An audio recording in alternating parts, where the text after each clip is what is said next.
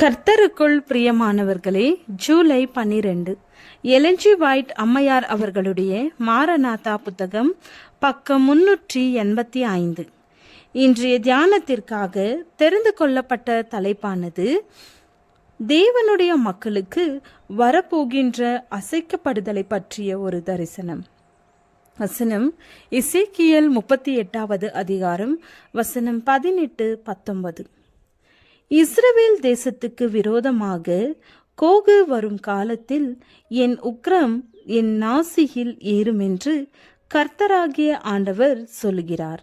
அந்நாளிலே இஸ்ரவேல் தேசத்திலே பெரிய அதிர்ச்சி உண்டாகி சிலர் பலத்த விசுவாசத்தோடும் கடுந்துயர் நிறைந்த கூக்குரலோடும் தேவனிடத்தில் மன்றாடுவதை கண்டேன். அவர்களது உள்மன போராட்டத்தை வெளிப்படையாக காட்டும் வண்ணமாக அவர்களது முகங்கள் வெளுத்தும் மிக பதற்றமடைந்தும் காணப்பட்டன. உறுதியும் அதிக ஆர்வமும் அவர்களது முகங்களிலே காணப்பட்டன. அவர்களது நெற்றிகளிலிருந்து பெரும் வியர்வை துளிகள் விழுந்தன. கேடு செய்யும் தூதர்கள் சுற்றிலும் நெருங்கி நின்று அங்கு இருள் கவியும்படி செய்து இயேசுவை அவர்களது பார்வை நின்று மறைக்கும்படி பெரும் முயற்சிகள் செய்தார்கள்.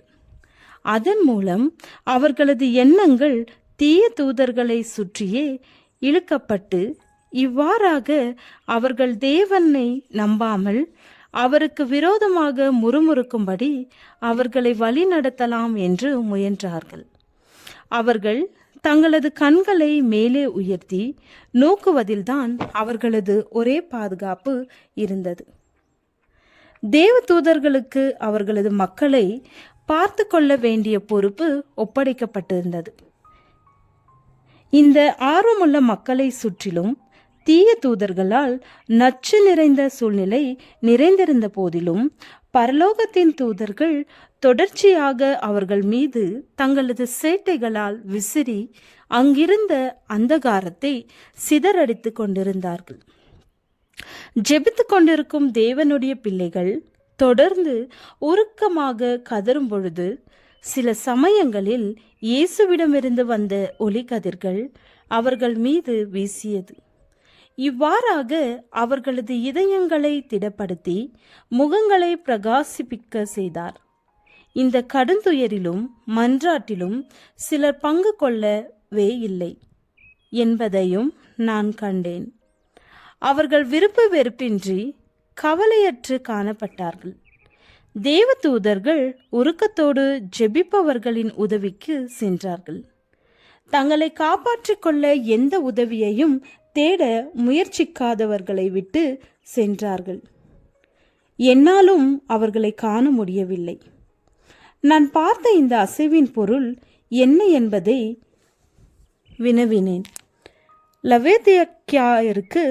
லவோதிகாயருக்கு கொடுக்கப்பட்ட உண்மையுள்ள சாட்சியின் ஆலோசனையால் அழைக்கப்பட்ட நேரடி சாட்சியினால் ஏற்படுத்துவதுதான் இந்த அசைவு என்று எனக்கு காட்டப்பட்டது. வெகுவாக அசைக்கப்பட்ட ஒரு கூட்டத்தை பார்க்கும்படி எனது கவனம் திருப்பப்பட்டது. அவர்களை சுற்றிலும் உள்ள பாதுகாக்கும் தூதர்களின் கூட்டம் 2 மடங்காகியது. அவர்கள் தலையிலிருந்து பாதங்கள் வரை ஆயுதங்களால் தரிப்பிக்கப்பட்டிருந்தார்கள். ஆயுதம் தரிப்பிக்கப்பட்டவர்கள் மிகுந்த வல்லமையோடு சத்தியத்தை போதிப்பதை நான் கண்டேன். அதற்கு பலன் இருந்தது. இந்த பெரிய மாற்றத்தை ஏற்படுத்தியது எது என கேட்டேன்.